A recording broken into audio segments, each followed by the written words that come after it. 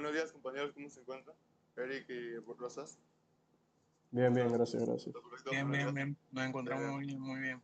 perfecto, me alegro.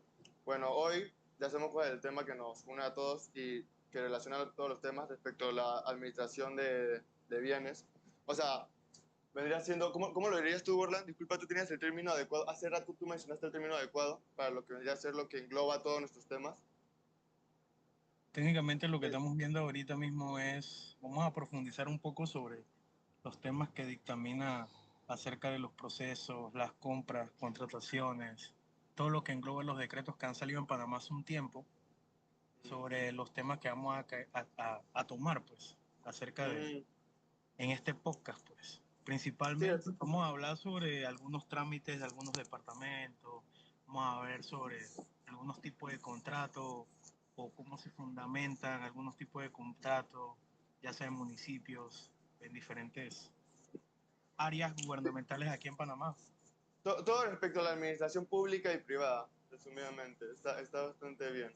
Sí, Es una buena técnicamente forma de es. decirlo. Sí. Entonces, bueno, pues a mí me gustaría comenzarles hablándoles de un decreto que casualmente habla de la administración pública, más específicamente la administración privada, el cual sería el decreto 417 de 1995.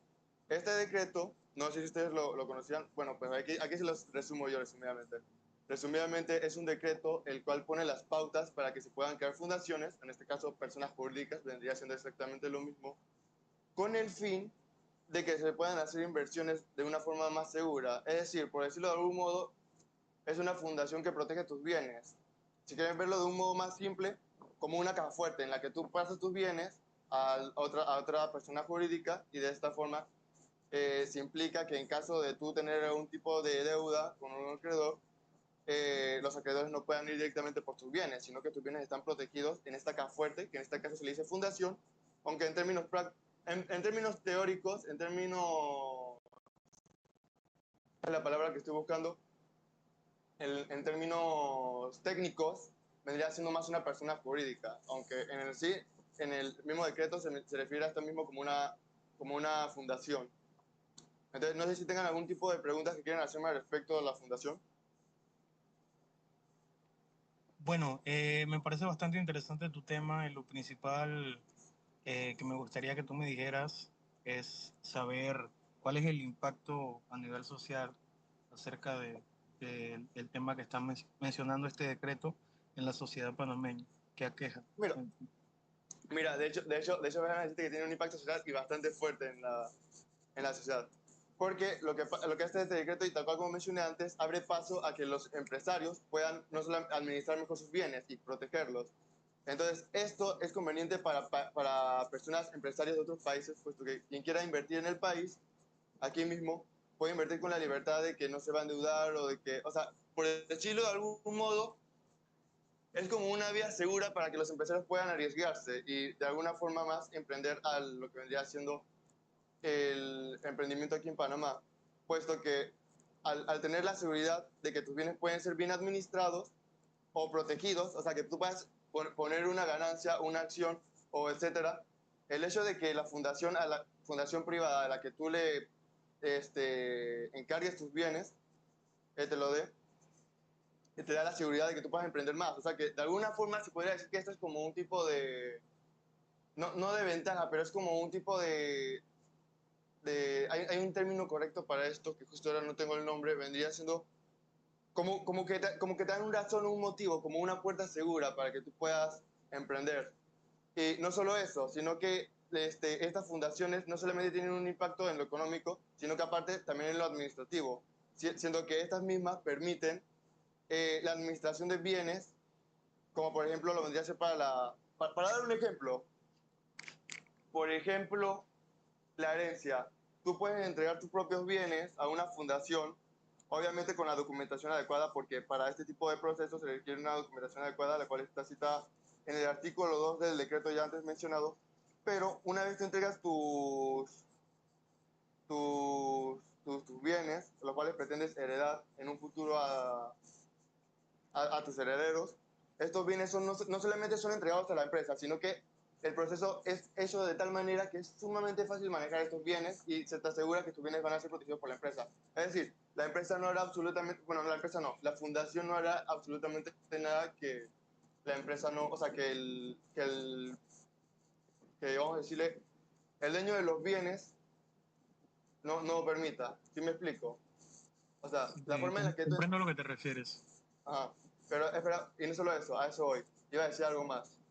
Para dejarlo más claro, se entregan los bienes de forma directa para que sean protegidos y se hace lo que usted desee con ellos. O sea, lo que estipule el contrato de los bienes, pues. Si tú dijiste tal monto de dinero o tales acciones, quiero que sean traspasadas a tal hijo, a tal hermano, tal cual. La fundación se encuentra obligada a entregar esos bienes, tal cual y como lo hizo la persona que los entregó, a pesar de que esos bienes ya no están al nombre de la persona que los entregó.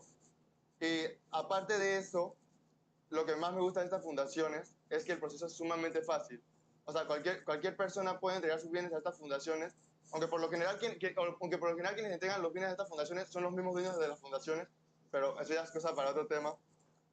El punto es que una vez se entregan los bienes, la misma fundación se encarga de absolutamente todo. Del manejo de estos, de la transferencia de estos, de la protección de estos mismos, que estos no puedan ser trasladados, embargados o etcétera. ¿Alguna pregunta, Eric? Sí, ¿Respecto al tema? con tus conocimientos y tu capacidad de entender este decreto, dime cuál es su función, cuál es su importancia. Ok, creo que ya lo había mencionado anteriormente, pero muy resumidamente. Pero la importancia de este principalmente es el de dar la seguridad al pueblo, de que puedan, más específicamente a los emprendedores del país, de que estos puedan emprender en el país. Y es como por... no quiero sonar vulgar, pero es como de alguna forma algún tipo de vacío legal en el que tú puedes invertir sin el temor de que después te cobren la mano, pues de que te quiten monto de tu propio bolsillo, sino que más te quiten únicamente lo invertido. ¿Sí me explico? Entonces, resumidamente, se podría decir que, y de hecho, a mí me gusta decirlo de esta forma, las fundaciones que genera el decreto son resumidamente una caja fuerte en la que tú guardas tus bienes para que estos posteriormente no puedan ser embargados o secuestrados.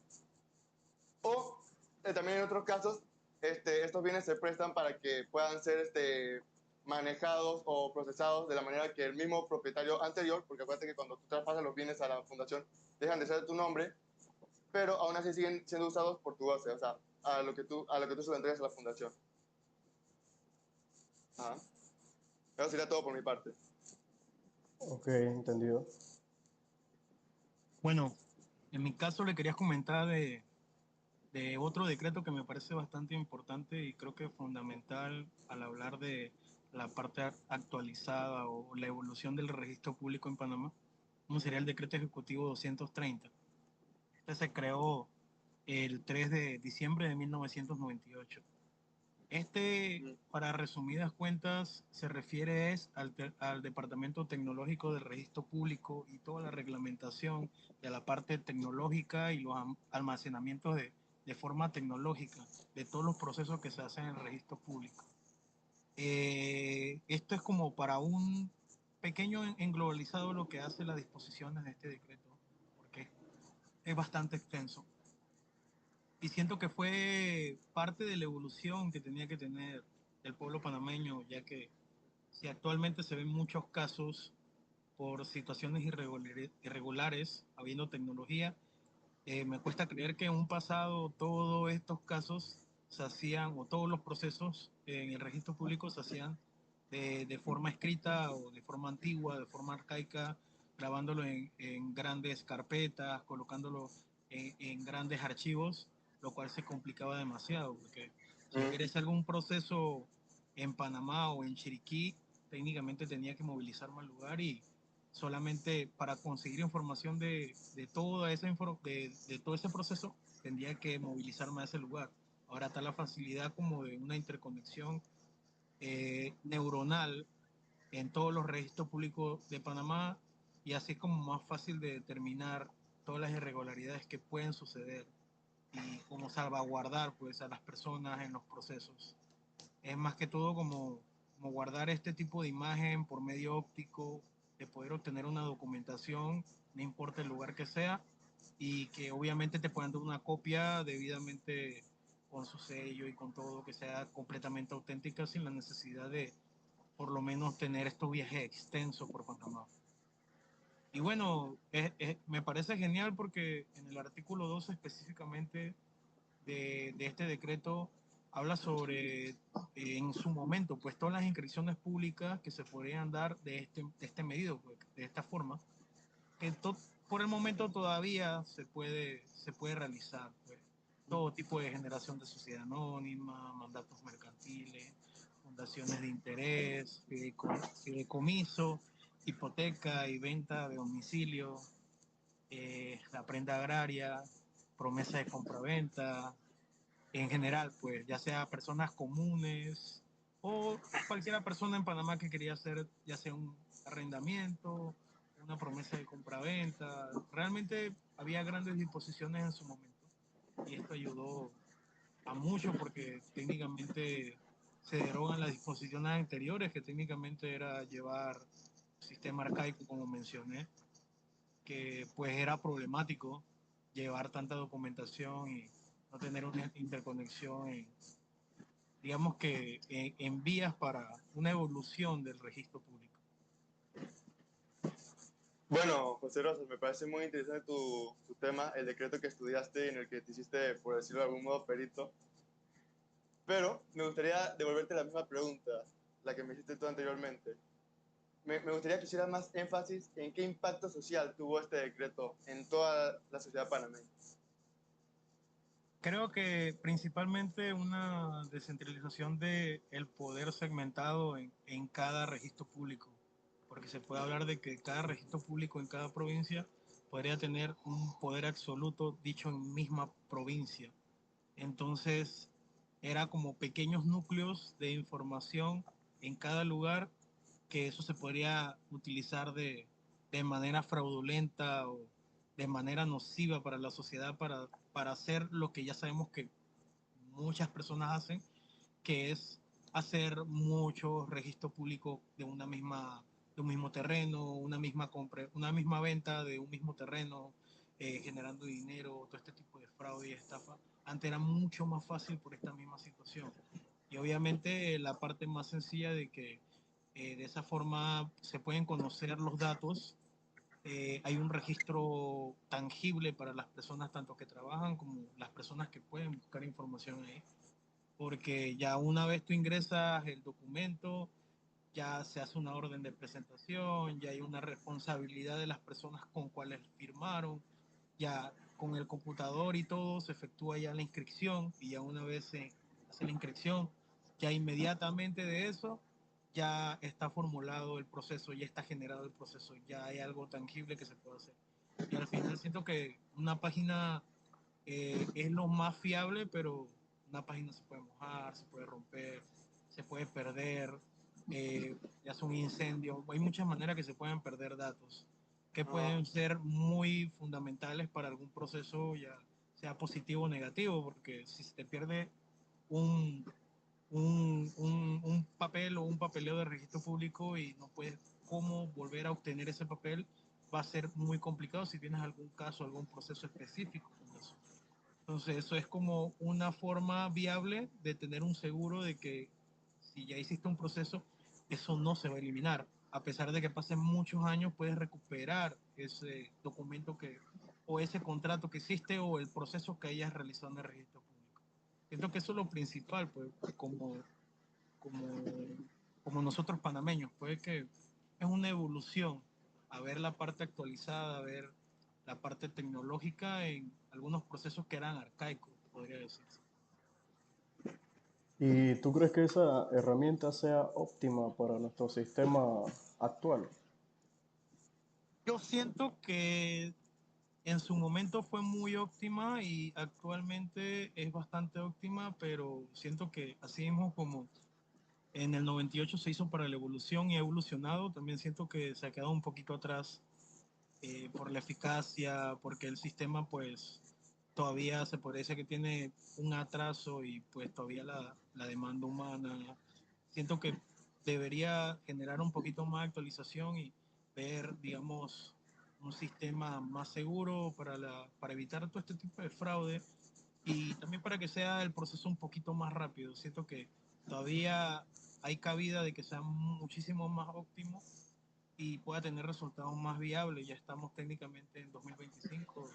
Siento que con lo que ha evolucionado la tecnología, siento que asimismo los sistemas gubernamentales o los sistemas que se utilizan para todo este tipo de registros deberían ser más actualizados. Pero bueno, en su gran medida se podría decir, pues, no es un número como cifrado, pero yo diría que a mi parecer personal un 80% se puede, evitando obviamente las partes negativas de este mismo sistema, siento que ha sido bastante eficaz, bastante positivo y digamos que ha sido viable en todo este tiempo. Ok, muy bueno. Bien, bien. Bien, Bueno, Eric, ¿hay algo entonces, que quieras compartir respecto a sí, tu sí, sí, investigación? claro. Primero que nada vamos a ver lo que sería la creación de registro público como entidad autónoma. Primero que nada entremos a un poco de contexto histórico. Antes del 99, el registro público funcionaba como una dependencia del gobierno y como sabemos esto generaba muchos problemas como la falta de agilidad en los trámites, atrasos y poca capacidad para modernizarse. Además no tenía autonomía financiera, lo que dificultaba invertir en tecnologías y capacitaciones. Como sabemos, esta ley 3 del 99 fue una clave del cambio en esta realidad, creando un sistema más eficiente, más confiable y seguro para todos los panameños. La ley número 3 establece que el Registro Público de Panamá como una entidad autónoma significa que ahora tiene personalidad jurídica y patrimonio propio, lo que le permite manejar su presupuesto, sus decisiones administrativas de forma independiente del gobierno central. En otras palabras, el registro público se convirtió en un ente capaz de operar con mayor eficiencia. Eh, Esta entidad tiene como funciones muy importantes que vendría siendo inscribir y conservar los actos, contratos relacionados con bienes inmuebles como compraventas, hipotecas y donaciones. También registrar documentos de personas jurídicas como sociedades anónimas, fundaciones, asociaciones, etc.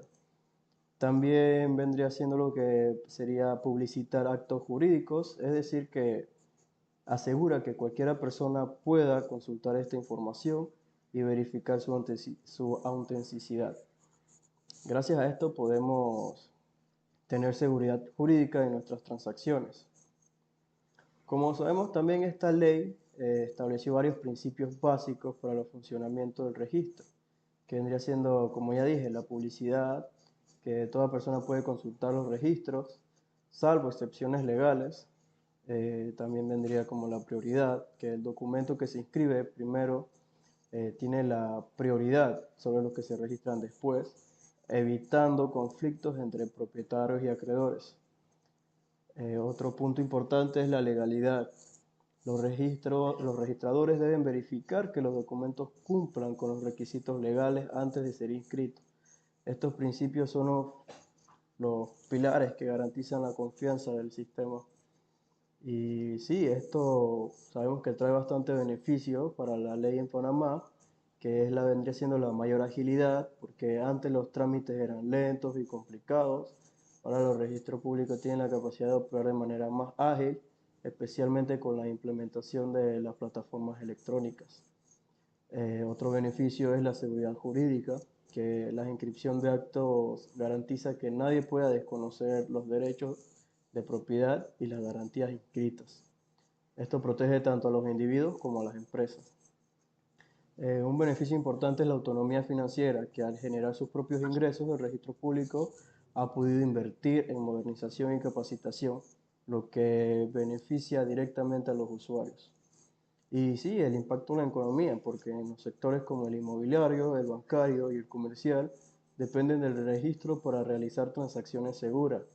Por ejemplo, cuando compras una casa o inscribes una hipoteca, el registro público garantiza que todo quede legalmente respaldado.